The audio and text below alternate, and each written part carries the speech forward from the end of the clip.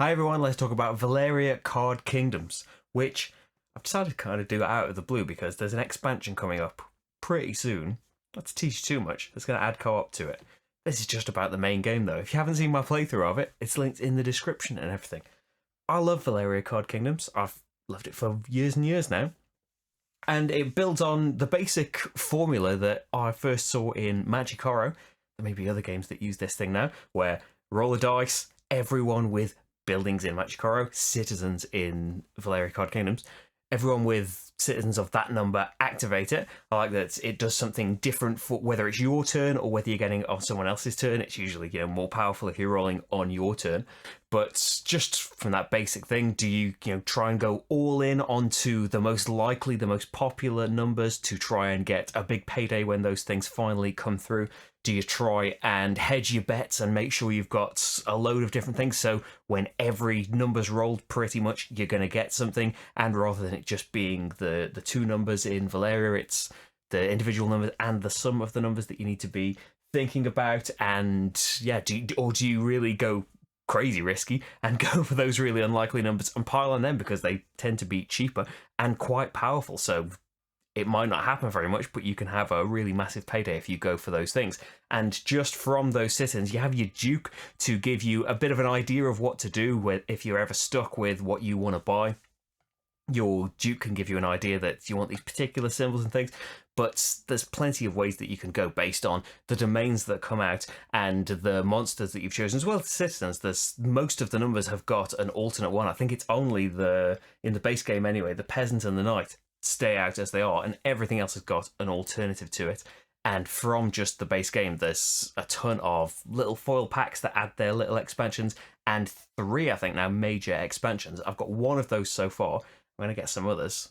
I want to keep going back to this. There's a solo mode of it as well that you can see loads and loads of variety in it, but just in the base game, I think that there is plenty in here too. And yeah, I haven't talked about the domains, combining with the domains that come out, and you only use, was it 3 in each pile? So you're using 15 domains, and there's plenty more where that came from that didn't get used just from the base game. And as well as needing certain symbols to unlock those that might tie into your Duke or might tie into what you've bought so far, they give you special abilities as well as points that might egg you on towards this lets you slay another monster, this lets you spend some magic to get some points. So okay, I want to use some magic first, I want to build upon this, make domains cheaper in future so it will spur you on to buy loads and loads more. It starts you off giving a bit of a direction with the Duke, but yeah, from there you can kind of really target what you want to do based on what you've bought. You kind of carve out a path for yourself. And all of it happens in a 2-player game. I'd say about half an hour, maybe. The playthrough will probably end up a bit longer because all of the harvesting and rolling that happens at the same time. You'll roll, you'll see what you've got, sort it all out, and then the active player picks their actions. So it'll be even faster than the playthrough was, I imagine. But yeah, a really fast. It's really easy to get to know, but I think it's a really kind of I've lost my train of thought.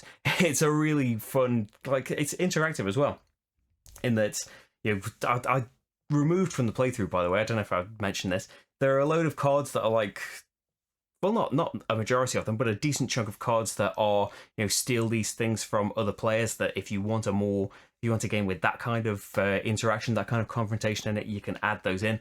We don't like that. We've taken it out and still got plenty to work with.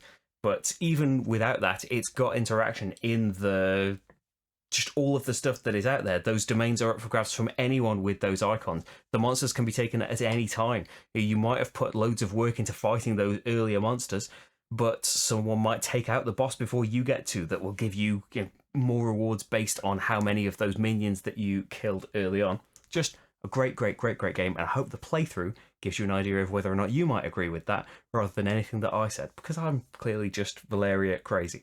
And I'll be back to show you more of it. If not from the other expansions very, very soon, then there will be the Darksworn expansion, it's called, that I'm hoping to play more of virtually for now. I'm pointing at my computer, by the way, rather than just to the side of you. Hey, there's Darksworn, it's over there.